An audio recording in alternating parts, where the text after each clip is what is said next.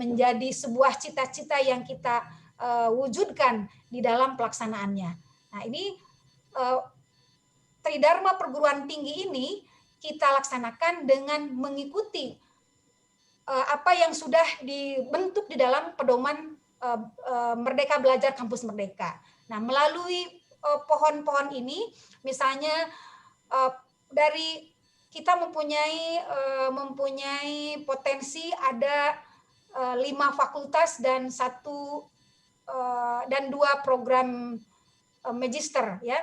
5 fakultas dan 2 program magister itu adalah potensi yang dapat kita kembangkan. Ini cepat sekali, mungkin kita sebentar ya, saya dulu di install juga dulu. Terlalu cepat. Nah, ini.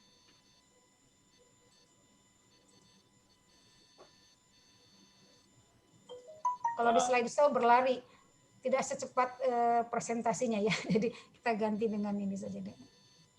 Karena larinya cepat. Ya, di dalam kegiatan pengembangan atau pengelolaan Tridharma perguruan tinggi itu, ibaratnya kita adalah tadi sebuah pohon yang ingin kita wujudkan menjadi sebuah pohon yang rindang dan berbuah, dan buahnya itu dapat dipetik oleh semuanya. Nah, pohon yang akan kita kembangkan, yang akan kita tumbuhkan adalah potensi-potensi fakultas dan program magister yang dapat kita kembangkan melalui peningkatan Tridharma. Nah, Tridharma tersebut akan kita laksanakan dengan melaksanakan beberapa bentuk pembelajaran, baik itu pertukaran pelajar, baik itu magang atau praktik, kewirausahaan, KKN tematik, dan lain-lain. Nah, semuanya ini, yang tadi yang bentuk-bentuk belajar yang akan dilaksanakan itu adalah disesuaikan dengan kemampuan program studi. Mau bentuk belajar yang mana dulu yang akan dilaksanakan oleh program studi tersebut. Nah, untuk melaksanakan bentuk belajar tersebut, maka Universitas Surya Kencana membuat sebuah sistem. Sistem itu adalah sebagai suntikan dalam rangka bagaimana program studi bisa melaksanakan kegiatan MBKM. Berupa apa suntikan-suntikannya itu? Suntikan-suntikan yang akan dikeluarkan oleh Universitas Surya Kencana adalah berbagai aturan atau regulasi yang akan dikeluarkan oleh unsur berkenaan dengan pelaksanaan MBKM tersebut. Nah, kemudian yang kedua, sistemnya seperti apa? Bagaimana pelaksanaannya? Maka akan dibuatlah sistem yang bisa mengendalikan kegiatan-kegiatan yang berkenaan dengan Merdeka Belajar Kampus Merdeka tersebut. Kemudian yang ketiga, bagaimana pemodelannya? Dan yang keempat, SOP dan modulnya seperti apa. Nah, itu yang perlu dirancang oleh universitas di dalam rencana penyusunan ISS atau Institutional Support System tersebut. Ya. Selanjutnya, nah tentu saja kita berharap dengan adanya sistem yang sudah kita buat dan kita berikan suntikannya kepada semua program studi, sehingga pada tahun-tahun yang kedua, tahun pertama, ketiga, keempat, kita akan melihat perkembangan program studi tersebut di dalam melaksanakan kegiatan Merdeka Belajar Kampus Merdeka. Bahkan pada selanjutnya nanti kalau sudah terasa sistemnya itu dirasakan oleh semua program studi, maka kita dapat mengalirkan daya energi yang positif kepada perguruan tinggi di sekitar kita, baik perguruan tinggi yang B maupun perguruan tinggi yang C, ya, sehingga kita bisa memberikan energi positif kepada sekitarnya. Itu. Kemudian selanjutnya, bagaimanakah pemodelannya? Nah, pemodelannya tentu saja ini yang akan dilaksanakan di program studi tadi, ya. Semuanya harus merujuk kepada aspek yang disebutkan di dalam indikator kinerja utama tadi, yaitu berkenaan dengan kualitas lulusan, kualitas dosen, dan kualitas kurikulum yang ada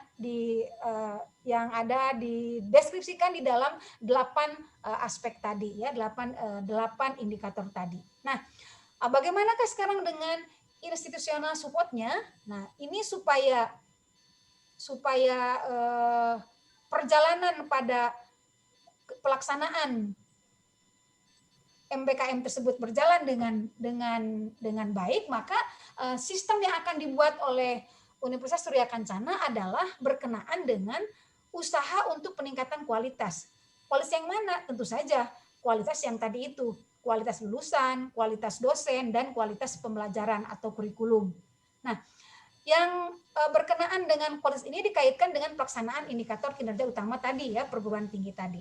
Nah, untuk yang pertama berkenaan dengan kualitas lulusan, maka kita akan yang pertama kita lihat dari sistem tracer study dan sistem pendataan prestasi mahasiswa. Maka sistem yang harus kita siapkan di universitas tersebut adalah bagaimana kita mengelola sistem dari lulusan ya, bagaimana kita mengelola prestasi mahasiswa, bagaimana kita mengelola data pekerjaan mahasiswa, bagaimana kita juga mengelola sistem tracer study-nya. Nah, itu yang disiapkan oleh Universitas Surya Kencana. Kemudian dari pengisinya ya, ini tidak terlihat ini hurufnya sebentar. Dari mahasiswanya itu harus ada update data mahasiswa, update data prestasi, kemudian update data pekerjaan, dan juga update dari hasil tracer study. Sehingga di sini mahasiswa itu melakukan update tersebut didorong oleh para dosen wali untuk melakukan bagaimana agar mereka, para alumni tersebut, atau para mahasiswa juga bisa mengisikan data-data prestasi terhadap sistem yang sudah disiapkan tadi. Nah, nanti insya Allah kalau Bapak dan Ibu semuanya ingin bertanya lebih detail, itu bisa ditanyakan kepada pengelola tracer study. Itu sudah detail bagaimana sistem prima dan sistem tracer study tersebut dibutuhkan oleh semua mahasiswa termasuk program studi itu. Kemudian yang kedua, sistem monitoring evaluasi Tridharma kinerja dosen. Nah, ini sistem yang akan dibuat tentu saja ini berkaitan dengan untuk kinerja dosen ini adalah untuk admin program studi. Nah, untuk admin program studi ini bagaimana admin tersebut melakukan pengelolaan pendidikan dan pengajaran. Jadi ada data pengelolaan pendidikan dan pengajaran. Kemudian admin prodi juga bagaimana melakukan pengelolaan data penelitian dan juga data pengabdian kepada masyarakat yang dilakukan oleh para dosen. Lalu sekarang bagaimana dosennya? Nah, dosen harus melakukan update pendidikan dan pengajaran. Kemudian yang kedua, dosen juga melakukan update penelitian dan dosen melakukan update data PKM. Nah, sistemnya nanti disiapkan oleh Universitas Surya Kencana tersebut. Bagaimana agar semuanya bisa melakukan update tersebut pada kegiatan berkenaan dengan kualitas dosen tersebut. Yang ketiga berkenaan dengan sistem manajemen kualitas kurikulum. Nah, kalau berkenaan dengan kualitas kurikulum, yang mesti dilaksanakan adalah yang pertama, bagaimanakah mengelola perencanaan kurikulum. Kemudian bagaimanakah mengelola penyusunan kurikulum, kemudian bagaimana mengelola pelaksanaan kurikulum, kemudian bagaimana mengelola pemutakhiran kurikulum, dan mengelola monitoring dan evaluasi kurikulum. Nah, untuk dosen ini menjadi sebuah input bagi bagaimana pelaksanaan kurikulum yang bisa dilaksanakan di program studi di perguruan tinggi tersebut. Nah, itu sistem yang akan dilaksanakan oleh Universitas Surya Kencana. Jadi ada 3 sistem, ya, sistem yang berkenaan dengan lulusan, sistem yang berkenaan dengan kualitas dosen, dan sistem yang berkenaan dengan pembelajaran atau dengan kurikulum, ya itu. Selanjutnya, Bapak Ibu, ini berkenaan dengan tracer study. Nah, tracer study dan prestasi mahasiswa, karena ini akan menjadi sebuah data yang diperlukan di dalam melihat kualitas lulusan, maka sistem tracer study dan sistem prestasi mahasiswa yang dikembangkan itu berkenaan dengan aplikasi yang ditujukan untuk melihat kualitas lulusan berkenaan dengan indikator kinerja utama dan indikator kinerja tambahan. Sistemnya itu sudah ada dari Kemendikbud. Nah, kita akan mengembangkan bagaimana agar sistem tersebut bisa secara tepat dan efektif dimanfaatkan oleh para mahasiswa sehingga kita bisa mendapatkan data setiap tahunnya itu dengan valid begitu ya, sehingga tugas sistem yang dibuatnya itu adalah bagaimana untuk mengoptimalkan sistem yang sudah ada tersebut. Nanti akan ya bisa dijelaskan juga oleh pengelola tracer tadi. Kemudian selanjutnya sedikit lagi Bapak Ibu berkenaan dengan sistem monitoring dan evaluasi tridharma kinerja dosen. Yang tadi dikatakan, jadi untuk melihat sistem ini dirancang melalui pengembangan aplikasi monitoring dan evaluasi pelaksanaan tridharma oleh para dosen. Ya, melalui sistem ini akan terdata dan terlihat kinerja dosen yang ada. Dengan sistem ini pula akan terencana hal-hal yang akan dikembangkan dan ditingkatkan oleh para dosen karena ada aktivitas tridharma yang terus-menerus dilihat oleh sistem tersebut ya. Kemudian yang ketiga berkenaan dengan kurikulum. Yang berkenaan dengan kurikulum, sistem ini dirancang untuk mengetahui pelaksanaan kurikulum yang ada yang diimplementasikan di dalam pembelajaran. Nah, sistem manajemen kualitas kurikulum dan pembelajaran ini merupakan sistemnya yang digunakan untuk mengawasi semua kegiatan dan tugas-tugas yang diperlukan untuk mempertahankan tingkat keunggulan yang diharapkan. Termasuk di dalam kegiatan ini adalah bagaimana menentukan kebijakan mutunya, menciptakan dan menerapkan perencanaan mutunya, kemudian mengontrol kualitas pelaksanaan, dan juga usaha meningkatkan kualitasnya, seperti itu. Nah, Bapak Ibu, demikian yang bisa disampaikan berkenaan dengan ISS atau Institutional Support System yang disiapkan untuk melaksanakan kegiatan program kompetisi Kampus Merdeka. Terima kasih atas perhatian semuanya. Billahi taufiq wal hidayah. Wassalamualaikum warahmatullahi wabarakatuh. Waalaikumsalam warahmatullahi wabarakatuh. Terima kasih atas pemaparan PKKM dan juga pemaparan ISS Institution Support System oleh Ibu R1, Dr. Iis Kristianti. Kita lanjutkan ke penjelasan mode MBKM yang akan digunakan oleh program studi yang telah ditunjuk langsung oleh universitas. Itu akan dijelaskan oleh saya dan juga Bu Hanisa. Untuk waktu dan tempat saya persilahkan kepada saya sendiri. Terima kasih. Izin share grup ya Bu ya.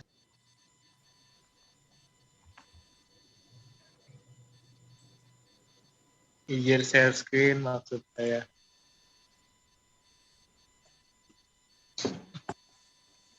Oke, Assalamualaikum warahmatullahi wabarakatuh. Terima kasih, tadi sudah sangat jelas sekali pemaparan tentang PKKM dari Ibu R1 dan juga ISS-nya. Nah, akan dilanjutkan kepada moda yang akan digunakan oleh program studi agribisnis dan juga agroteknologi. Di antaranya adalah yang pertama itu adalah pertukaran pelajar, magang, kewirausahaan, dan KKN tematik. Sebelumnya kita akan fokus kepada 4 moda ini terlebih dahulu, karena nanti apabila kita sudah fokus kepada 4 moda ini dan juga kita bisa mengimplementasikannya.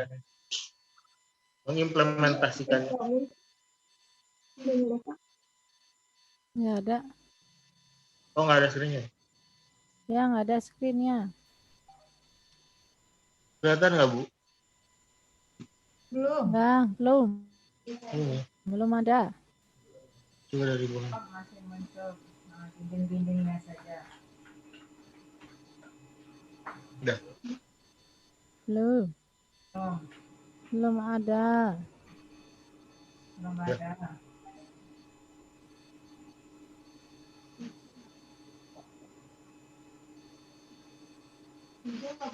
Enggak. Nah, muncul. Dari yang mana dulu, Bu? Satu lagi. Lanjut langsung.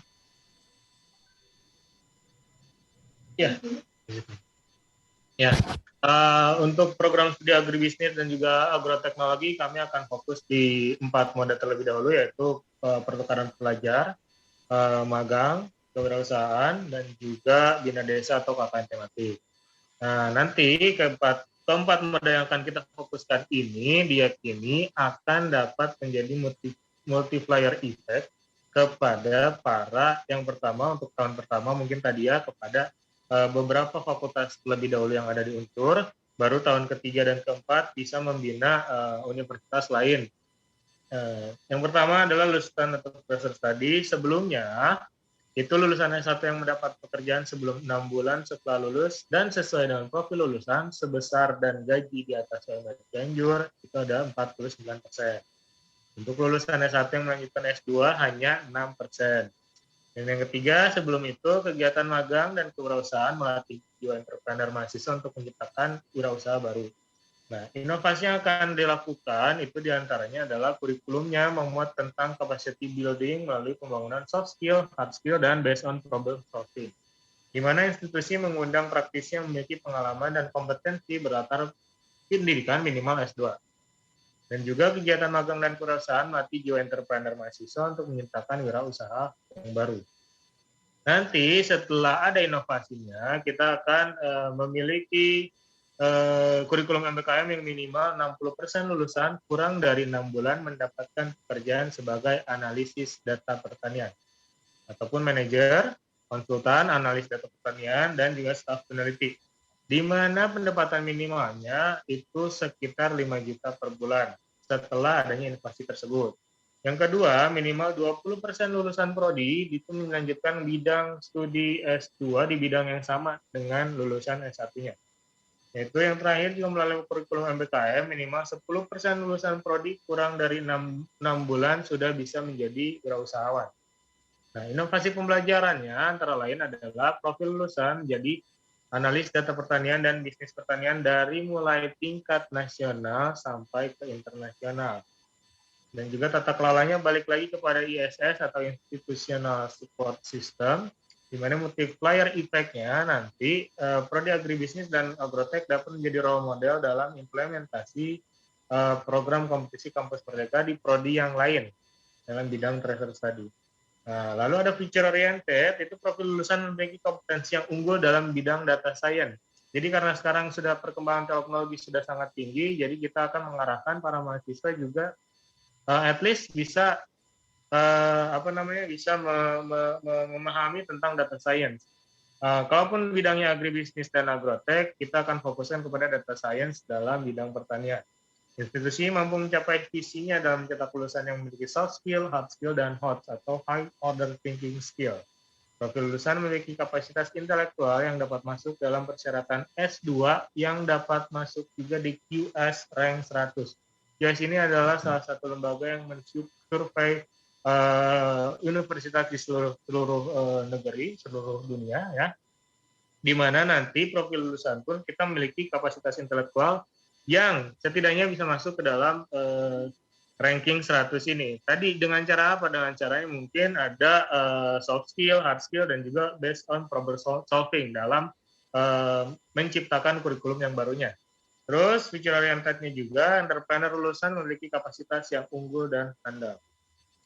Lanjut itu kedua, di mana mahasiswa mendapatkan pengalaman di luar kampus itu sebanyak 20 sampai 60 SKS, berarti 1 sampai 3 semester di luar kampus ya. Di mana sebelumnya itu kita sudah memiliki 3 mahasiswa agribis dan 1 mahasiswa agrotek yang sudah melakukan kegiatan MBKM, di antaranya adalah mahasiswa semester 7. Namun di semester 6 dan 7 ini baru berkegiatannya di kewirausahaan, belum masuk ke magang industri, pertukaran pelajar, dan juga KKN tematik atau bina desa. Di mana tadi kita akan fokuskan kepada 4 moda, kita baru melakukan 1 moda, yaitu moda kewirausahaan. Inovasinya bagaimana? Dengan cara menerapkan kurikulum MBKM, Merdeka Belajar Kampus Merdeka. Nanti afternya atau hasilnya yang kita inginkan dan kita proyeksi itu minimal 20% dari agribisnis dan 10% dari agrotek. Mahasiswa pada semester 6 dan 7 berkegiatan di luar perguruan tinggi, terutama berkegiatan dalam bidang wirausaha. Dan minimal 10% mahasiswa semester 6 dan 7 berkegiatan di luar PT melakukan moda yang sisanya. Tadi ada 3 moda, yaitu magang industri, yang dimana kita sudah juga melakukan kerjasama dengan mitra kita yang berasal dari Jepang, yaitu di MJ dan Jellyfish, dan juga pertukaran pelajar, KKN tematik atau bina desa, sehingga memiliki kemampuan menganalisis data pertanian dari tingkat desa sampai nasional. Inovasi pembelajarannya itu dengan cara menerapkan 4 model MBKM magang industri, di mana magang industrinya akan kita spesifikkan kepada magang industri data pertanian dan bisnis pertanian yang ada 40 SKS di Jepang dengan cara seperti itu. Dan juga yang lainnya adalah pertukaran pelajar dan juga KKN tematik atau bina desa. Tata kelolanya kembali lagi kepada ISS Tracer Study dan kurikulum. Dan nanti multiplier effect-nya agribis dan agrotek dapat menjadi role model dalam implementasi PKKM di prodi yang lain dalam bidang kurikulum. Untuk future oriented-nya, profil lulusan memiliki kompetensi yang unggul dalam bidang data science dan menjadi entrepreneur. Lulusan memiliki kapasitas yang unggul dan handal. Institusi juga mampu menciptakan visinya dalam mencetak lulusan yang soft skill, hard skill, dan HOTS atau high order thinking skill. Lanjutkan kepada dosen yang berkegiatan di luar kampus, itu sebelumnya sampai dengan akhir 2020, jumlah dosen yang berkegiatan di luar kampus itu hanya sebanyak 2 orang dosen atau sekitar 33% yang menjadi konsultan di lembaga Pemda. Dan juga yang kedua, sampai 2020 belum ada dosen yang membina mahasiswa hingga meraih prestasi di tingkat internasional. Inovasinya dengan cara institusi mengeluarkan kebijakan, mengharuskan dosen berkegiatan salah satu tridharma di luar kampus atau di luar perguruan tinggi. Inovasi mengeluarkan kebijakan mengharuskan dosen mengikuti program pelatihan, workshop, dan capacity building yang bertaraf internasional. Dan juga nanti diyakini minimal 40% dosen tetap prodi menjadi pendamping UMKM, menjadi dosen tamu di Unida, Uniga, Uniba, mulai dari semester genap tahun ajaran 2020 dan 2021, di mana sedang kita jalani hal tersebut. Dan juga minimal 1 dari 6 dosen, yaitu sekitar 17% dosen prodi dapat membina mahasiswa hingga berprestasi di tingkat internasional. Inovasi pembelajarannya itu melakukan diklat dan sertifikasi dosen collaborative learning oleh perguruan tinggi yang memiliki QS ranking status, di mana yang kedua adalah meningkatkan kuantitas dosen berkegiatan di luar kampus, baik di perguruan tinggi lain ataupun di dunia industri atau IDUKA. Tata kelolanya kembali lagi kepada ISS, yaitu kualitas dosen dan juga kurikulum, dan multiplier effect-nya prodi agribisnis dan agrotek menjadi role model dalam implementasi PKKM di prodi yang lain dalam bidang kurikulum dan kualitas dosen. Untuk future oriented, kita akan meningkatkan kualitas dosen setara dengan kualifikasi dosen QS ranking 10. Di antaranya dengan cara tadi, mengikuti program pelatihan, workshop, maupun capacity building yang bertaraf internasional. Lalu selanjutnya, ada kualifikasi dosen. Sebelumnya, belum ada praktisi yang mengajar di kampus dengan kualifikasi sesuai kampus Merdeka. Yang kedua, pada akhir 2020, dosen agribisnis yang sudah memiliki sertifikasi profesi, diantaranya kewirausahaan dan urban farming, baru 2 atau sebanyak 2 dari 6 dosen, yaitu sekitar 33%, dan agroteknologi sebanyak 1 dari 6, yaitu sekitar 17%. Inovasinya adalah dengan cara institusi menjalin kemitraan dengan institusi yang memiliki predikat QS rank 100 dalam bidang pertanian. Di antaranya dalam hal ini sudah ada UNPAD dan juga IPW. Yang kedua, inovasinya adanya kurikulum yang sesuai dengan salah satu moda di dalam MBKM. Nanti after itu minimal 40% dosen agribis dan minimal 20% dosen agrotek menjadi dosen praktisi yang mengajar di kampus. Dan juga minimal 40% dari agribis dan minimal dosen dari Agrotek, dosen tetap memiliki sertifikasi kompetensi yang relevan dengan kebutuhan kurikulum dan diakui oleh IDUKA. Inovasi pembelajarannya adalah dengan cara mendatangkan praktisi ahli branding, yang kedua dengan cara mendatangkan tenaga ahli BPS dari nasional, dan tenaga ahli bahasa Jepang dari Jellyfish dan MJ. Tenaga ahli bahasa Inggris dari Novo Belanda, yang dimana beberapa praktisi ini telah kita jalin kerjasamanya, diantaranya dengan Jellyfish, MJ, dan juga Novo Belanda. Tata kelolanya kembali lagi ke ISS, kualitas dosen dan kurikulum, di mana multiplier effect-nya Prodi Agribis dan Agrotek tetap menjadi role model dalam implementasi program kompetisi kampus merdeka di prodi yang lain, bidang kurikulum dan kualitas dosen. Feature oriented-nya peningkatan jumlah praktisi yang memiliki peminatan mengajar di kampus, sehingga meningkatkan pengalaman dan kemampuan mahasiswa bersaing di IDUKA nanti setelah lulus maupun sebelum lulus, atau dalam artian sedang proses magang. Selanjutnya IKU 5 dan sampai ke 8 akan dijelaskan langsung oleh Ibu Anissa Sismaila Lestari. Untuk waktu dan tempatnya saya persilakan, Anissa. Oke. Ya. Bismillahirrahmanirrahim. Terima kasih sebelumnya Pak Mika. Assalamualaikum warahmatullahi wabarakatuh. Yang terhormat Bapak dan Ibu dari Wakil Rektor, Ketua LPPM, Wakil Dekan, dan Bapak Ibu dosen, serta tenaga kependidikan dan mahasiswa Faster. Oke, terima kasih atas kesempatannya. Di sini saya akan melanjutkan penjelasan dari indikator kinerja utama yang kelima sampai yang ke-8. Untuk IKU 5 ini ada hasil kerja dosen digunakan masyarakat dan mendapat rekognisi internasional. Nah, saat ini atau kita sebut sebagai before, pada akhir 2020, kondisi di kita ini masih 0% dosen agribisnis dan 17% dosen agroteknologi yang sudah mempublikasikan karya ilmiah di jurnal internasional.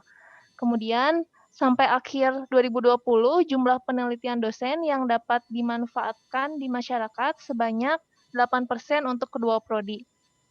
Nah, adapun inovasinya, yang pertama, institusi mengharuskan salah satu luaran tridharma perguruan tinggi untuk bisa mendapatkan rekognisi internasional.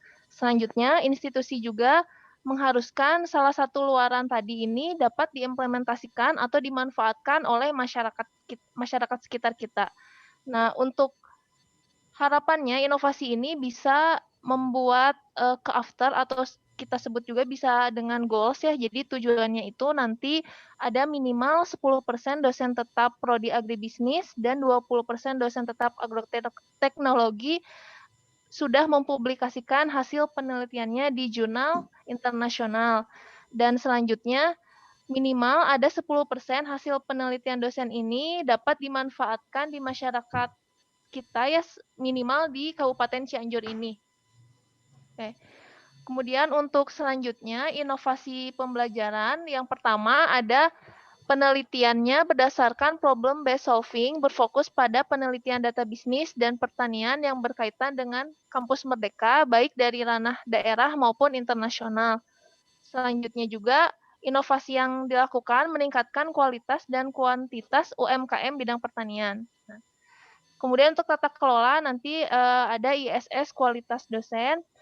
Selanjutnya ada multiplier effect atau dampak bergandanya ini. Harapannya prodi agribisnis dan agroteknologi bisa menjadi contoh ya role model dalam implementasi PKKM di prodi yang lain di bidang kualitas dosen. Kemudian ada orientasi ke depannya.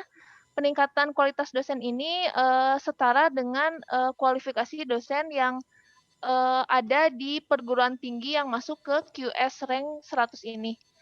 Oke. Selanjutnya ada IKU 6. Nah, di IKU 6 ini mengenai kemitraan program studi. Nah, saat ini belum ada MOU atau kesepakatan bersama ya dengan PT yang berfokus pada pertanian dan termasuk QS 100. Tadi yang sudah Pak Mika sebut ada IPB dan UNPAD. Terus bermitra dengan 13 lembaga lain dan 6 mitra atau 46% kita sudah bekerja sama secara aktif. Nah, Kemudian Faster saat ini juga sudah punya MOU dengan 3 mitra. Yang pertama Jellyfish, terus juga Jellyfish itu 10 mahasiswa, ANS 3 mahasiswa, Ironwood 1 mahasiswa, sehingga ada total 14 mahasiswa yang sudah terfasilitasi. Nah, untuk inovasi yang diberikan, jadi institusi ini mengadakan kemitraan dalam bentuk MOU dengan perguruan tinggi yang memiliki predikat ranking 100 perguruan tinggi yang masuk ke dalam QS rank tadi. Nah, selanjutnya institusi ini mengadakan kemitraan dalam bentuk MOU dengan instansi yang levelnya internasional.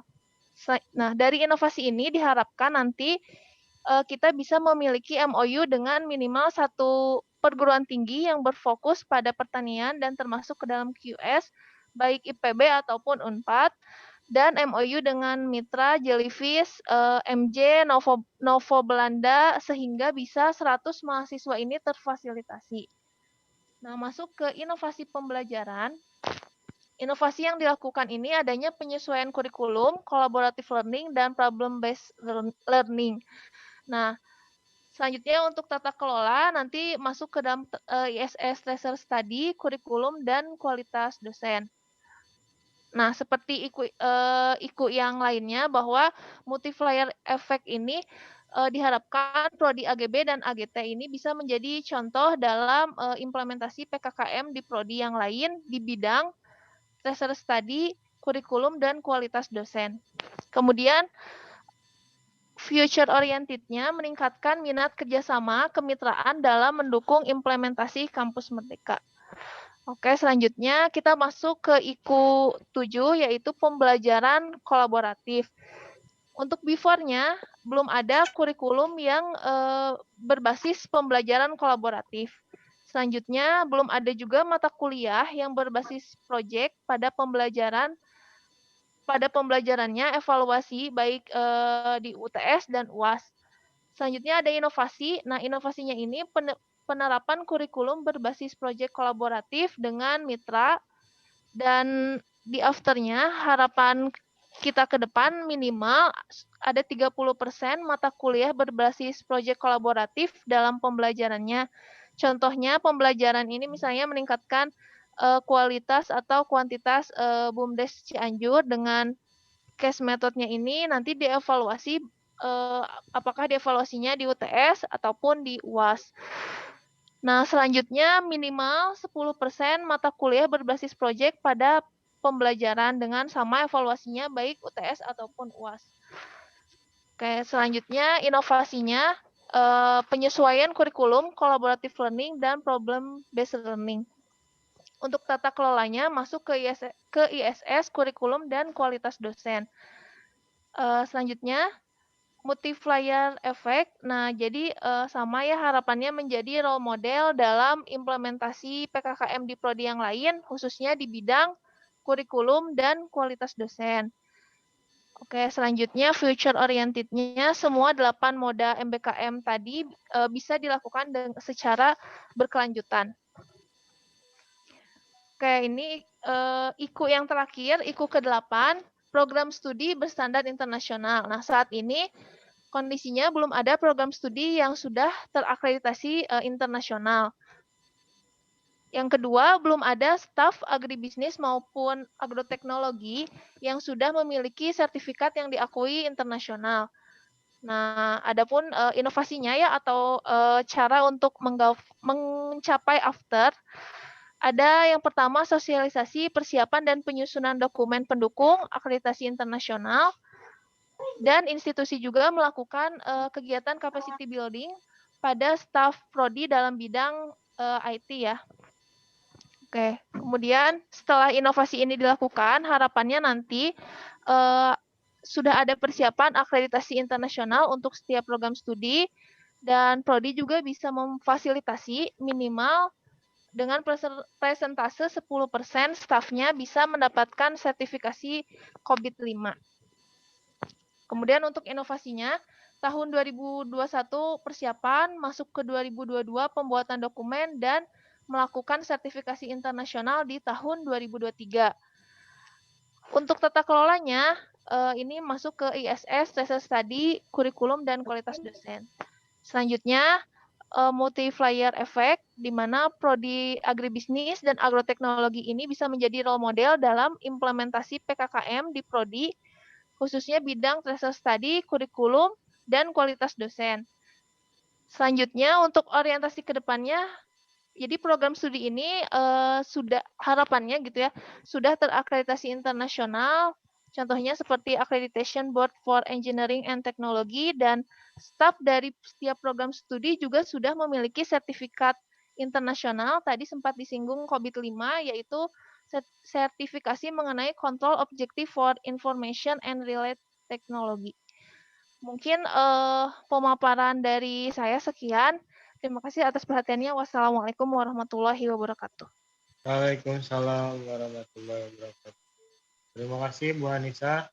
Kita lanjutkan kepada sesi yang terakhir, yaitu sesi tanya jawab. Akan dibuka siapa yang akan bertanya langsung saja mungkin, atau via kolom chat boleh terlebih dahulu ya.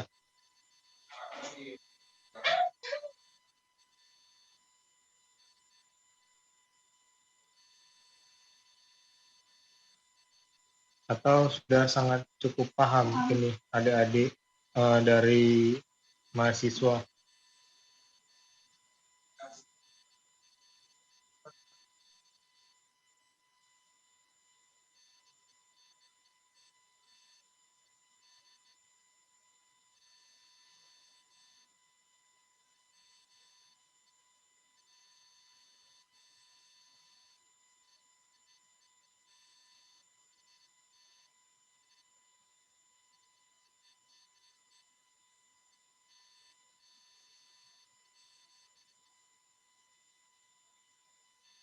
Jadi berhasil kan? Anjir.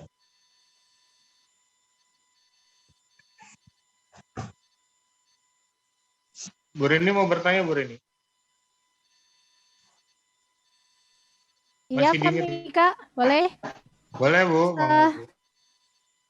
Mau begini, Pak Mika, boleh bertanya ke ISS juga, boleh nggak?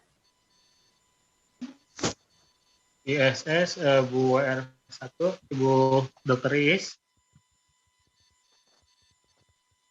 Boleh, Bu? Ya.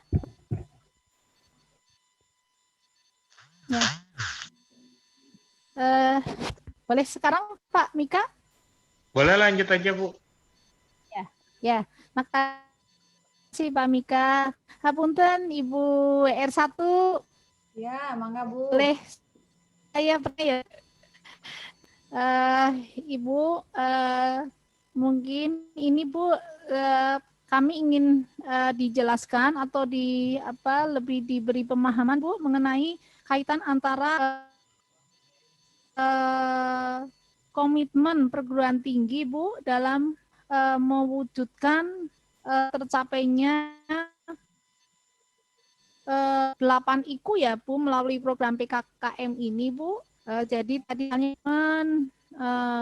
dan tadi untuk memulai atau mewujudkan pencapaian 8 IKU melalui melalui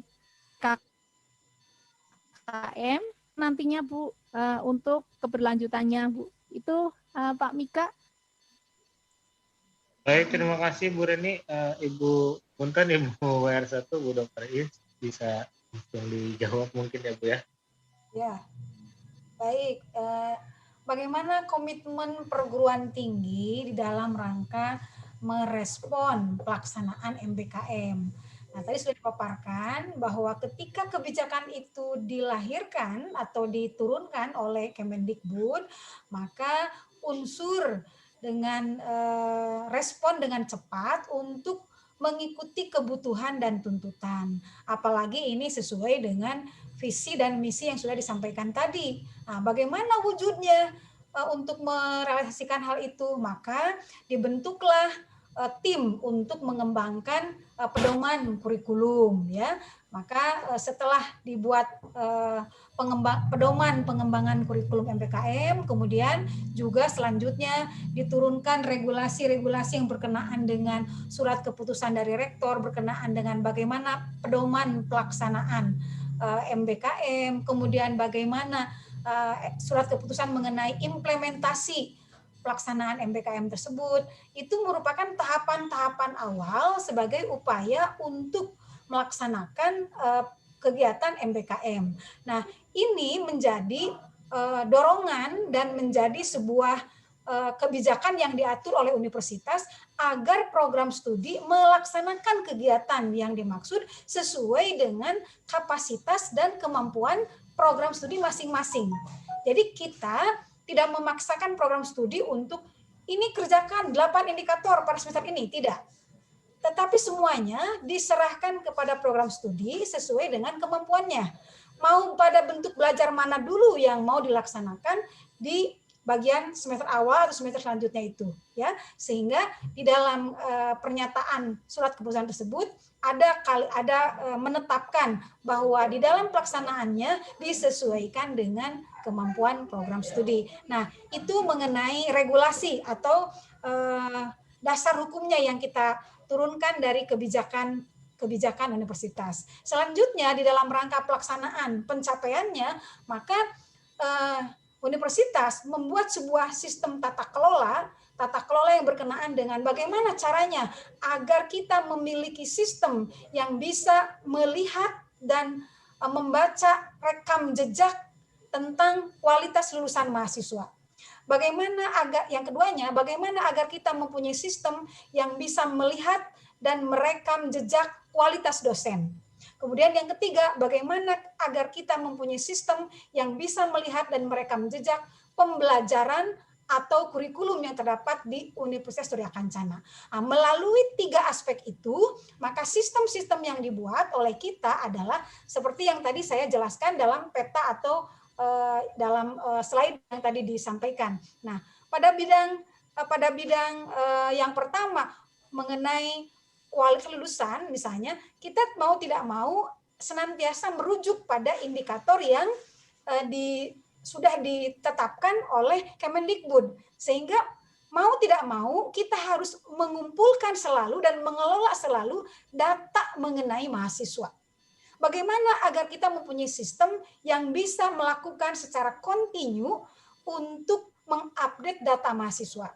Nah, kita sudah mempunyai yang disebut dengan tracer study. Nah, bagaimana sekarang kita optimalkan tracer study tersebut agar semua mahasiswa bisa melakukan dan mengupdate pada data tersebut. Kemudian data prestasi mahasiswa. Nanti pada semua mahasiswa dan semua dosen, termasuk sivitas akademik yang lainnya, untuk mengetahui bagaimana portofolio mahasiswa itu. Nah, ini yang perlu diintensifkan kepada seluruh mahasiswa agar mereka mengetahui, nih ada portofolio yang mesti diisi oleh mahasiswa. Sehingga perjalanan mahasiswa sejak dia masuk sampai dia keluar, termasuk di mana dia bekerja, ada pada sistem itu. Itu mengenai rekam jejak kualitas lulusan. Kemudian yang kedua, mengenai sistem kualitas dosen. Nah, ini yang akan kita buatkan seperti yang tadi disampaikan, bagaimana agar kita bisa melihat, memonitoring dan mengevaluasi tridharma pelaksanaan perguruan tinggi yang melalui kualitas dosen tersebut. Nah, itu sistemnya tadi sudah disampaikan dengan melakukan kegiatan-kegiatan yang berkenaan dengan monitoring terhadap pelaksanaan peningkatan kualitas dosen baik melalui penelitian maupun melalui pengabdian kepada masyarakat. Kemudian yang ketiga berkenaan dengan aspek pengembangan kurikulumnya. Nah, tentu saja untuk melihat bagaimana kurikulum itu dilaksanakan di program studi, maka kita harus mempunyai sebuah sistem yang bisa memantau terlaksana tidaknya kurikulum yang dilaksanakan oleh program studi, mulai dari prodi tersebut melakukan update kurikulum, kemudian prodi tersebut merancang, melaksanakan, dan mengevaluasi kurikulumnya.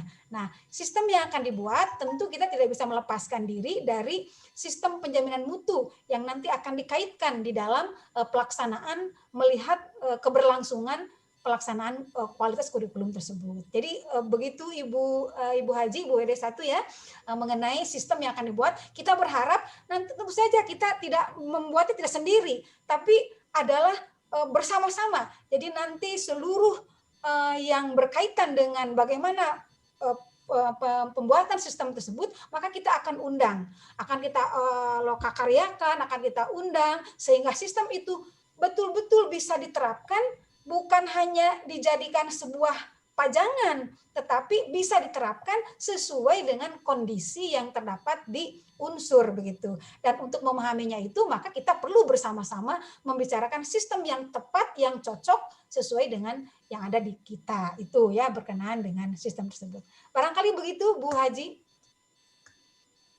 Ya, terima kasih Bu. Boleh satu lagi enggak? Boleh, silahkan. Boleh satu lagi Boleh. enggak? Begini Bu, ya ini terimaku tadi sudah ada penjelasan mengenai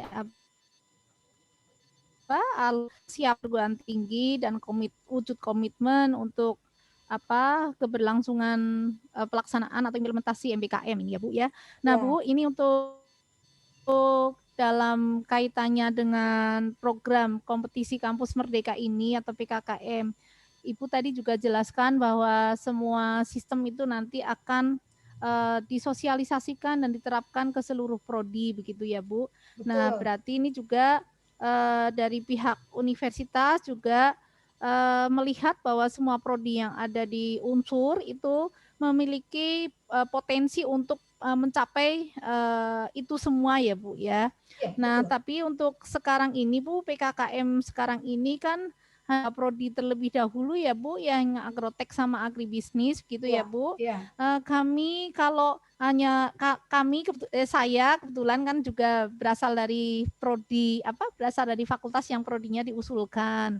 Nah, mungkin kalau kami yang melihat sendiri kurang bisa objektif atau bagaimana begitu ya Bu. Nah, kami ingin dari pihak universitas melalui Ibu ingin ini Bu mendapatkan kejelasan pertimbangan kuat apa begitu ya dari perguruan tinggi mengizinkan atau membolehkan prodi agrotek dan agribisnis ini mengikuti kompetisi kampus merdeka ini Bu. Pertanyaannya sekuat apa begitu Bu? Ya, pertimbangan kuat apa dari perguruan tinggi mengizinkan, membolehkan agrotek agribisnis ini maju ke kompetisi kampus merdeka Bu? Oh iya, baik. Tentu saja kita melihat sekali lagi bahwa pelaksanaan PKKM itu maunya sih semuanya ya Bu ya, semua program studi kita usulkan begitu. Tetapi karena kita menyadari bahwa perguruan tinggi kita itu mahasiswanya kurang lebih 5.000 tadi, sehingga kita hanya ada 2 program studi yang kita usulkan. Dan berdasarkan aspek yang pertama, bahwa prodi tersebut sudah melakukan sebelumnya, sudah melakukan kemitraan dan dilaksanakan secara internasional, maka kami menunjuk dan mempersilahkan program studi yang dimaksud untuk mengajukan program ini. Tentu saja penunjukan ini tidak serta-merta, tetapi ada pertanyaan kesiapan tidaknya dari prodi tersebut. Kalau prodi tersebut tidak siap, tentu kita tidak akan memaksa yang bersangkutan untuk melaksanakan itu. Jadi sebelum penunjukan tersebut ada kegiatan pertimbangan dulu, dasar pertimbangannya apa ya. Kemudian berdasarkan prestasi yang dilaksanakan dan yang sudah dilaksanakan oleh prodi yang dimaksud, sehingga pertimbangan jatuh kepada 2 prodi tersebut ya, seperti itu. Harapannya tentu saja setelah ini harapan itu ternyata juga prodinya sudah siap begitu, sehingga kita kan mendukung. Bagaimana mendukungnya? Kita buatkan sistem ini, tetapi bukan berarti sistem itu hanya untuk 2 program studi, tetapi sistem itu kita buat untuk seluruh program studi. Hanya di proses awal kita siapkan untuk melaksanakan program kompetensi untuk melaksanakan hibah program kompetisi kampus merdeka. Sebenarnya ada atau tidak ada PKKM, tetap unsur mesti mempunyai sebuah sistem, yang sistem itu bisa mengarahkan bagaimana pengelolaan universitas itu ke arah implementasi MBKM. Jadi ada atau tidak ada PKKM, tetap kita mesti mempunyai sistem yang bisa tadi mengimplementasikan pada MBKM tersebut.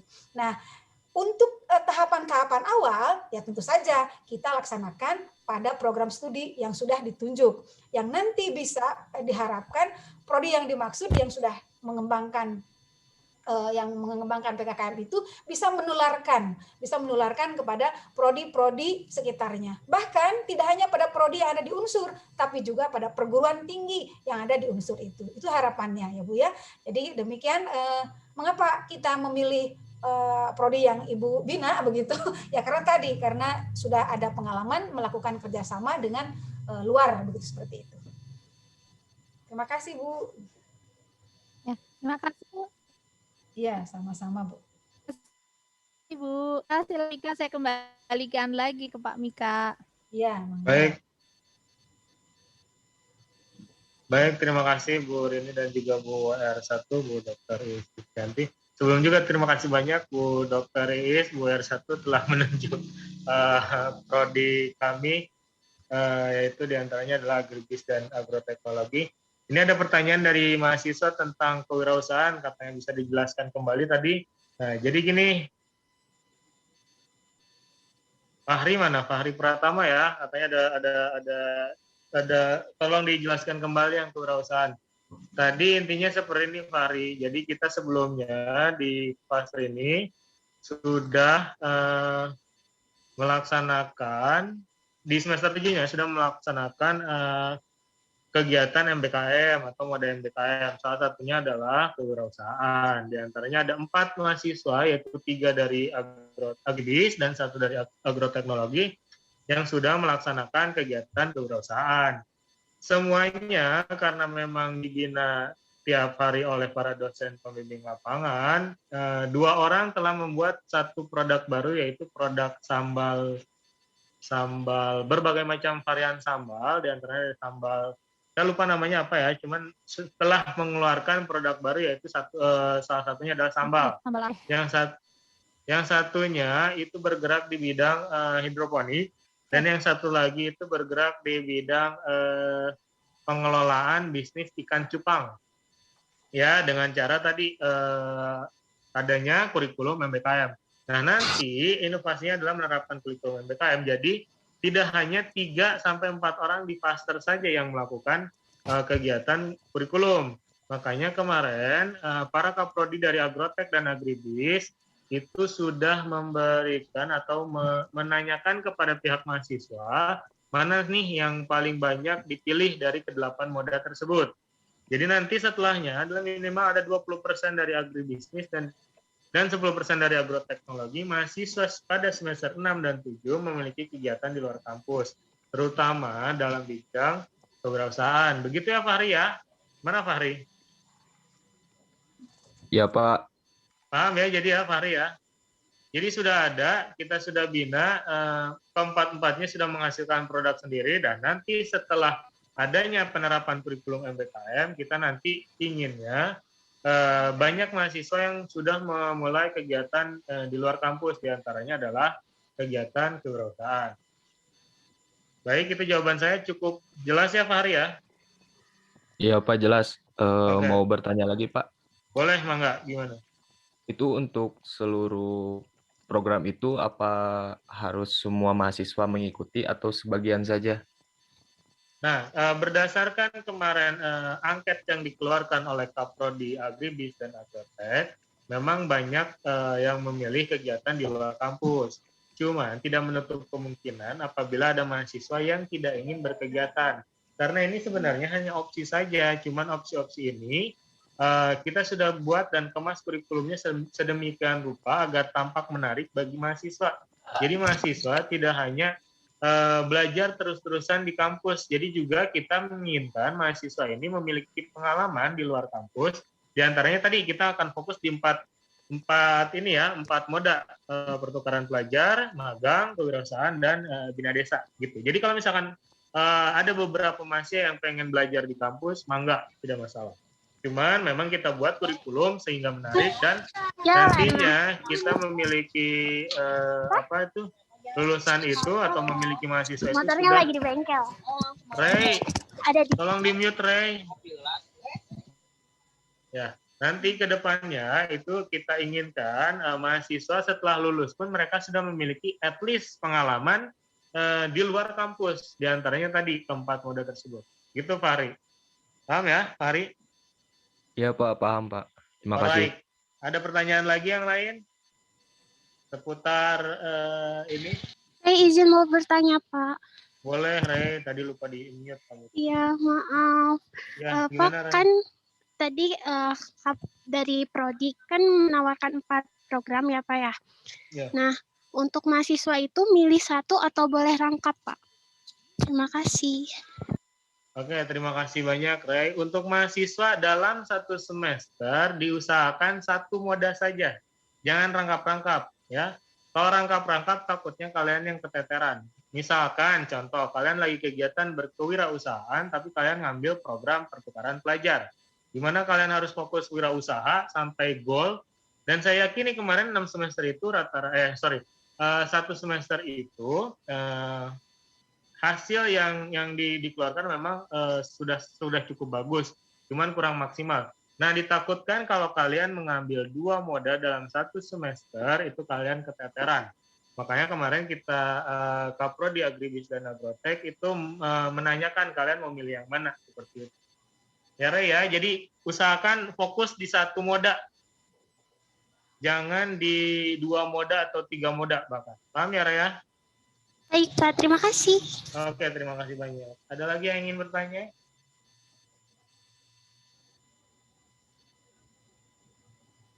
Izin bertanya, Pak Mika boleh? Kalau dosen nggak boleh, Bu. Bangga, Bu Mel.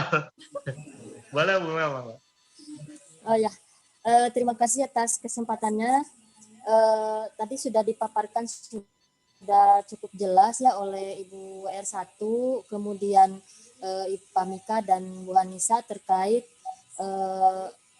pengajuan hibah PKKM ini dalam rangka implementasi Merdeka Belajar Kampus Merdeka di Universitas Surya Kencana.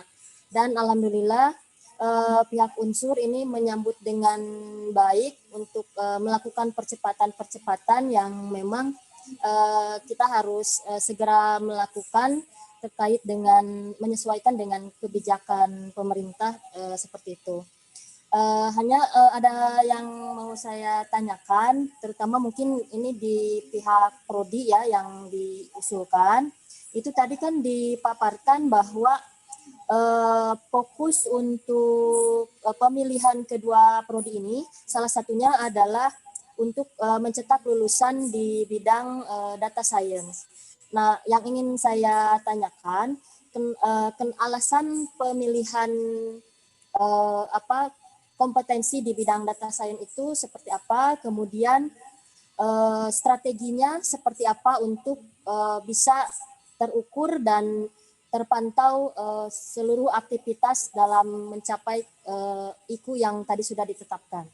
Mungkin itu yang saya tanyakan, Pak. Terima kasih. Baik, terima kasih banyak, Bu Mel. Sebelumnya selamat dulu kepada Bu Mel yang telah menjadi tim reviewer di PKKM. Selamat, Bu Mel.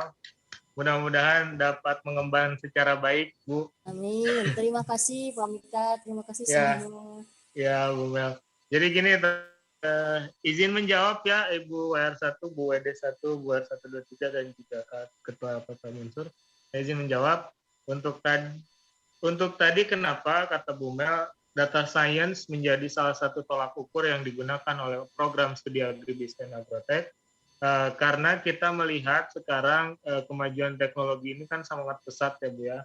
Dan juga beberapa kali kita tanyakan data yang valid di dalam dunia pertanian ini itu sangat susah untuk didapatkan. Tidak seperti halnya di Jepang. Kalau di Jepang tentang data sains pertanian itu sangat mudah dan juga akurat untuk didapatkan. Cuman kalau di Indonesia ini saya rasa untuk mendapatkan data tersebut tingkat keakuratannya boleh dibilang kurang lah Bu ya.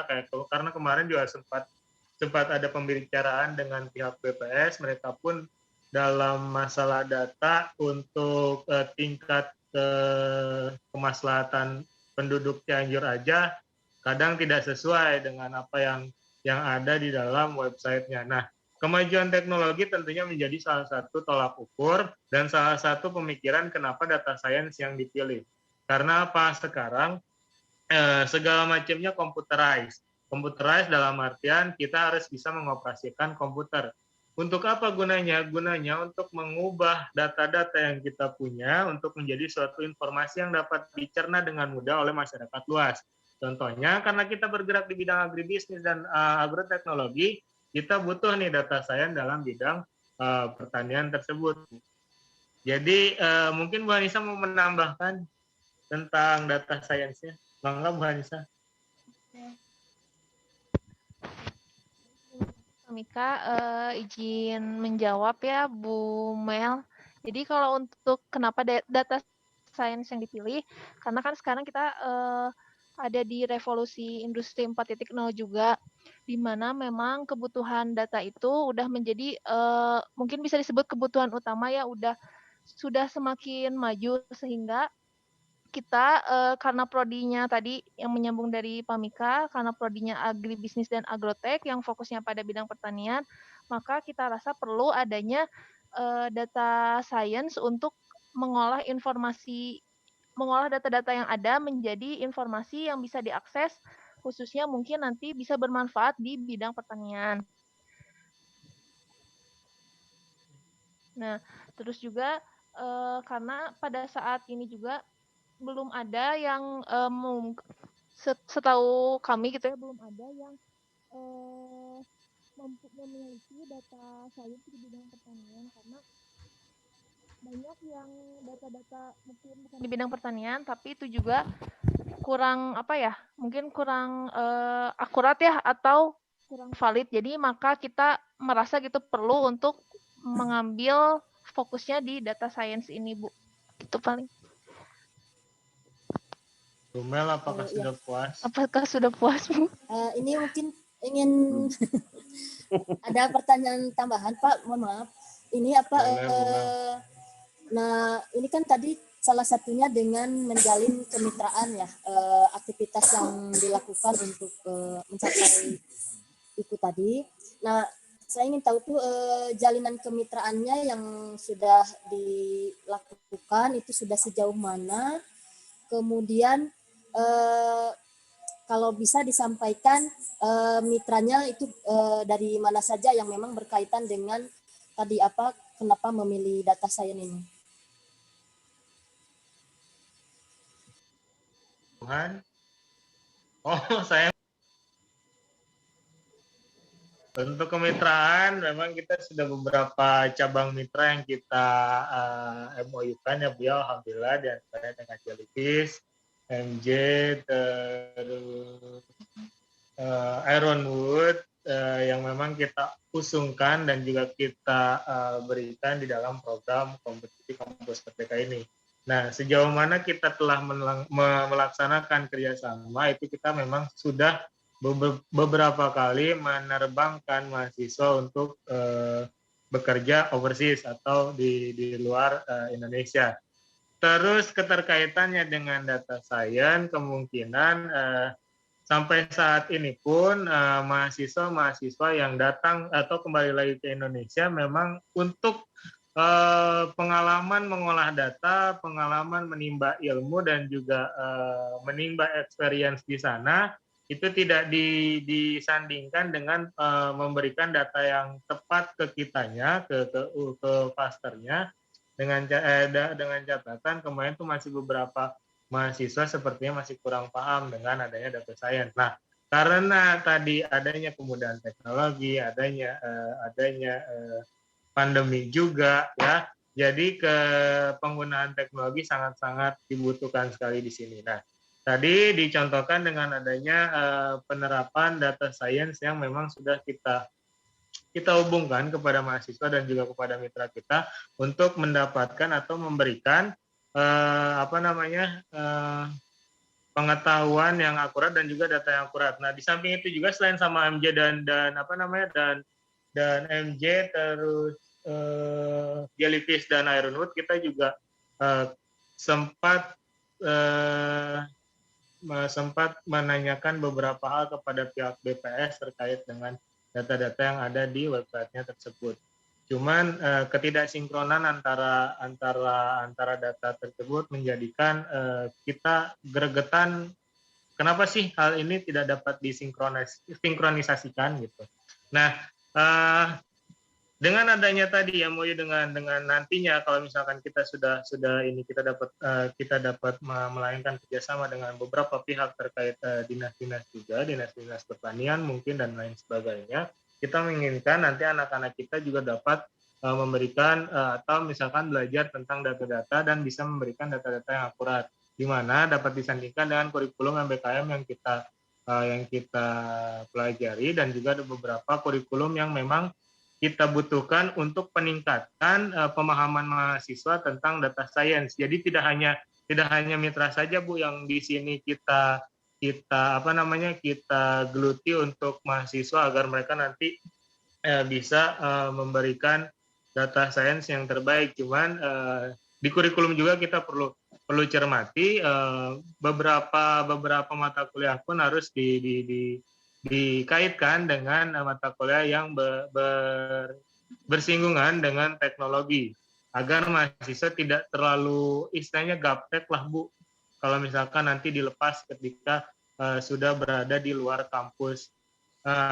Di luar kampus ini dalam artian sebelum dan sesudah lulus ya. Yang pertama tadi kalau sebelum mungkin adanya magang industri ataupun juga bina desa, kita akan memberikan asupan kepada mahasiswa kalau mereka harus membuat sesuatu yang berkesan di desa tersebut.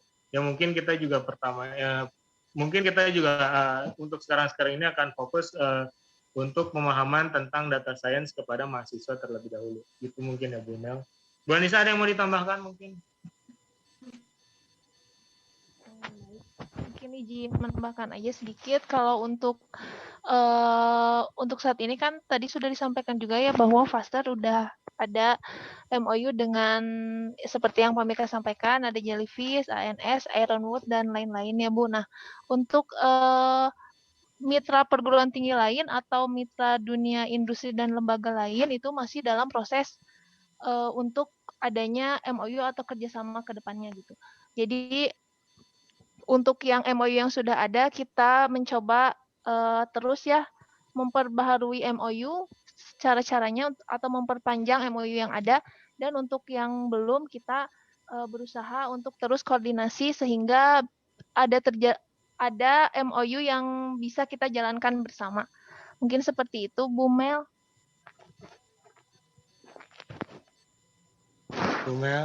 Terima kasih Pak Mika dan Bu Hanisa. Boleh satu pertanyaan lagi nggak? Boleh Bu, mau 5 juga nggak apa-apa Bu, beranak. Satu pertanyaan lagi. Ini terkait dengan ya tadi berarti untuk mitra masih dalam proses untuk menjalin kemitraan tersebut ya. Karena memang untuk kemitraan ini nanti kalau misalkan kita diberi kesempatan untuk divisitasi, itu memang mitra juga dipersiapkan untuk bisa hadir dan mengetahui program-program yang memang kita usulkan seperti itu. Nah, contohnya seperti yang tadi disampaikan oleh Bu Hanisa atau Pak Mika yang terkait pembelajaran kolaboratif. Nah, ini kan Prodi Agribisnis dan Agrotek mulai menerapkan pembelajaran kolaboratif di program studinya. Nah, ini kalau dihubungkan dengan jalinan kemitraan yang tadi dipaparkan, itu konsep yang disampaikannya seperti apa? Kalau misalkan kita hubungkan dengan tadi keunikan dan kekhasan dari kedua prodi yang diusung, yaitu untuk mencetak lulusan yang memiliki kompetensi di bidang data science. Mungkin itu Pak Mika, Bu Hanisa, pertanyaan terakhir. Terima kasih atas kesempatan yang telah diberikan. Terima kasih banyak Bu Mel. Keterikatannya kepada pihak mitra ya Bu ya mungkin, atau gimana Bu? Pembelajaran kolaboratif konsepnya di kedua prodi yang diusulkan itu seperti apa? Kemudian kalau dihubungkan dengan mitra yang yang coba dijalin kerjasamanya, nah terkait dengan pembelajaran kolaboratif itu seperti apa? Baik Bu, dari keempat moda terlebih dahulu ya Bu ya, kemarin kan kita fokusnya kepada PP atau pertukaran pelajar, terus magang, kewirausahaan, dan juga Bina Desa. Untuk pertukaran belajar, memang mitra yang sedang diusungkan itu sudah menjalin kerjasama dengan UNIDA, UNIBA, Universitas Islam Bandung, UNIDA, Universitas Juanda. Itu dalam hal pertukaran pelajar, pembelajaran kolaboratif learning-nya kita memiliki sistem yang berbeda-beda memang. Di antaranya adalah pertukaran tidak hanya pelajar, tapi juga pertukaran dosen dalam mengisi mata kuliah tersebut. Itu dalam hal pertukaran pelajarnya. Untuk yang kedua, di program magangnya, itu diantaranya dengan dialisis, MJ, dan juga Ironwood. Untuk saat ini dengan MJ, kita memang memfokuskan mahasiswa di bidang-bidang, mahasiswa agribisnis dan agrotek, itu turut serta membantu dalam bidang pertanian yang diinginkan oleh pihak Jepang atau kita melalui perusahaannya diantaranya adalah MJ. Jadi tadi kalau yang PP tetap kita juga tidak keluar jalur Bu untuk memberikan pembelajaran kolaboratifnya. Jadi memang kita menggunakan teknologi, cuman kita tetap tidak dalam jalur yang tetap, dalam jalur yang pas gitu. Tetap aja di agribis dan agrotek. Hanya saja pembelajaran kolaboratif ini itu dihadiri tidak hanya dengan pertukaran pelajar, tapi juga dengan pertukaran dosen juga. Kalau yang magang tadi seperti saya utarakan, kita sudah menjalin kerjasama dengan pihak MJ, di mana mahasiswa nantinya di Jepang akan istilahnya masuk ke dalam bidang pertaniannya juga, Bu. Jadi di sana mereka dapat menimba ilmu atau menimba pengalaman bagaimana sih cara orang-orang sana melaksanakan bidang pertaniannya, seperti apa sih mereka melaksanakan bidang pertaniannya. Nah, nanti yang kita harapkan setelah mereka pulang ke Indonesia, mereka dapat menerapkan hal tersebut di Indonesia. Jadi nanti tingkat pemahaman, tidak hanya pemahaman dosen dan mahasiswa ya, tingkat pemahaman keseluruhannya itu dapat meningkat. Dan juga mungkin siapa tahu kita dapat mencontoh program-program yang dilakukan oleh mahasiswa di luar Indonesia atau magang internasional. Nah, terus dalam moda kewirausahaan, kita juga akan tetap memberikan collaborative learning dengan cara menentukan DPL-DPL atau dosen pembimbing lapangan yang sesuai dengan kurikulum yang diambil pada saat itu ke mahasiswanya.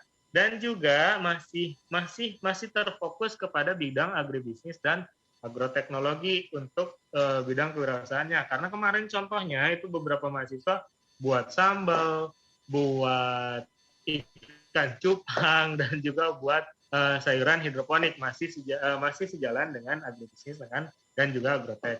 Nah, yang terakhir dengan KKN atau Bina Desa ya Kak, tadi setelah seperti yang Ibu singgung-singgung dengan keadaan kurangnya data-data yang terpampang di desa aja sekarang belum punya data Bu, gitu maksudnya belum punya desa itu dalam artian belum punya data yang akurat.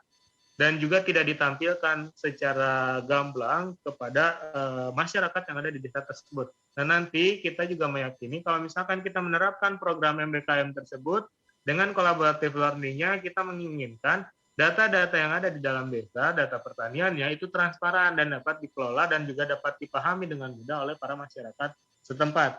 Mungkin seperti itu ya Bu Mel. Bu Han ada yang mau ditambahkan? Izin menambahkan, mungkin kalau tadi Pak Mika menjelaskan pembelajaran kolaboratif dari 4 moda, kalau saya dari ikut 7 ya Bu pembelajaran dalam kelas ini. Nah, jadi, tadi yang sempat dipaparkan sebelumnya bahwa harapannya kan sekarang kita belum adanya proyek kolaboratif ya bersama BUMDes ya. Nah, kemudian kenapa sih BUMDes yang dipilih gitu ya untuk pembelajaran kolaboratif ini? Karena seperti yang kita tahu bahwa BUMDes ya atau Badan Usaha Milik Desa ini adalah badan usaha yang seluruh atau sebagian modalnya itu dimiliki oleh desa, dan seperti yang kita tahu di desa itu kan banyak potensi yang bisa digali. Nah, maka dari itu nanti mahasiswa harapannya setelah kita berkolaborasi dengan BUMDes itu bisa meningkatkan baik dari segi kualitas dan kuantitas BUMDes yang ada di Cianjur. Nah, setelah mahasiswa melaksanakan pembelajaran kolaboratif dengan BUMDes, nanti akan cara mengevaluasinya yaitu lewat tadi apakah lewat UTS ataupun UAS, karena dengan adanya pembelajaran kolaboratif ini bukan bermanfaat untuk mahasiswa saja, untuk pihak luar ataupun masyarakat sekitar juga harapannya bisa saling berkolaborasi ya Bu, atau bersinergi bersama lah untuk mewujudkan segala sesuatunya itu menjadi lebih baik. Paling kalau dari saya itu Bu tambahannya. Terima kasih. Terima kasih Bu Anissa. Bu Mel cukup? Ya, cukup Pak Mika. Terima kasih Pak Mika dan Bu Anissa. Terima kasih banyak Bu Sama-sama, Mel. Ibu. Tampaknya kita sudahi sesi pertanyaan ya. Karena sebentar lagi juga sudah mau pukul 12, sudah mau masuk waktu duhur. Untuk itu sesi pertanyaan saya tutup. Kemungkinan juga akan ditutup acara ini oleh Ibu WR1 apabila berkenan, Ibu Dr. Rizdiani untuk menutup acara sosialisasi program kompetisi Kampus Merdeka. Untuk waktu dan tempat saya persilakan Bu Is, punten Bu WR1. Ya. Baik, terima kasih Pak Mika. Mohon izin ini Ibu pimpinan fakultas, Ibu WD1 ya, dan semuanya, dan Ibu WR juga. Mangga Ibu. Yang pertama tentu saja saya mengucapkan selamat atas kegiatan ini ya. Mudah-mudahan ini bisa tersampaikan dan bisa dipahami semuanya oleh nanti yang akan terkait. Dan kita tentu berdoa semoga program ini yang sudah kita siapkan itu, Bu Melisa, mohon dibantu didukung terus supaya ini bisa terlaksana dengan baik begitu ya, sehingga apa yang dilaksanakan oleh agribisnis dan agroteknologi itu menjadi sebuah cermin untuk juga pengembangan pada prodi yang lainnya, sehingga prodi-prodi yang lainnya bisa juga mengikuti dan bisa melaksanakan ISS yang sudah direncanakan atau dirancang oleh universitas seperti itu. Tentu saja ini pelaksanaannya tidak bisa dilaksanakan sendirian. Oleh karena itu kerja keras dan usaha bersama dari semua tim ya, terutama tim task force-nya, kemudian juga para mahasiswanya juga, dan pemahaman untuk program ini menjadi sebuah modal awal untuk kita bisa laksanakan dengan lebih baik. Dan mudah-mudahan kita pada saatnya, kalau misalnya harapannya tentu saja kita bisa diterima dan lolos, sehingga pada saat divisitasi kita siap semuanya. Ya, kita berdoa semuanya, Bu Haji selamat. Sudah mengomandoi ini, kegiatan ini juga kepada semuanya, agri dan juga agroteknologi.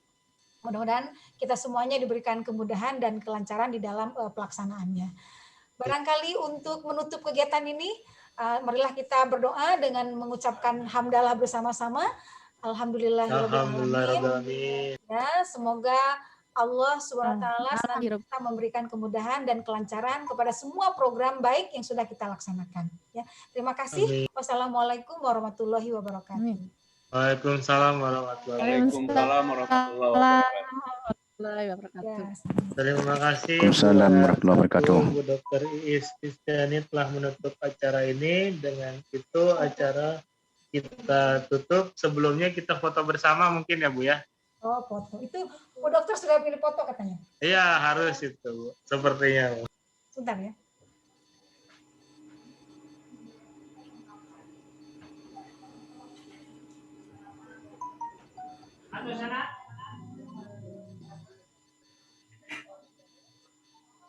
Bu Hanisa tolong dipandu untuk bergayanya Bu Hanisa. Bu Hanisa untuk menjadi admin foto kali ini. Terima kasih Bu Hanisa. Fotografer. Fotografer. Ya, baik, kita hitung mundur ya. 3, 2, 1. Oke, baik, untuk slide pertama. Kita masuk ke slide 2. Anak-anak yang lain buka videonya dong, mau difoto ini. Slide kedua. 3, 2, 1.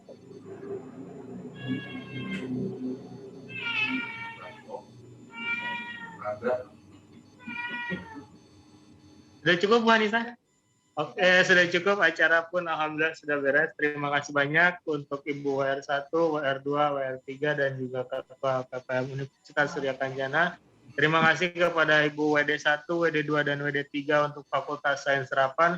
Mudah-mudahan insya Allah kita bisa mengemban tugas dan juga lolos dari program kompetisi kampus merdeka. Insya Allah, amin. Dan apabila nanti sudah diberikan amanat untuk menyelenggarakan program ini, insya Allah diberikan kemudahan dan kelancaran. Amin ya Allah ya Rabbal Alamin. Hari kata kami dari pihak panitia sosialisasi program kompetisi kampus merdeka unjuk diri. Mohon maaf apabila banyak salah-salah kata. Terima kasih. Wabillahi taufiq wal hidayah. Wassalamualaikum warahmatullahi wabarakatuh. Waalaikumsalam warahmatullahi ya Selamat ya, saya izin live ya. Ya, Ibu terima kasih banyak, Ibu Is. Ya, sama. Silakan cicipi hidangan yang telah kami siap. Mana ini? Ya, mangga. Assalamualaikum. Assalamualaikum. Waalaikumsalam warahmatullahi wabarakatuh.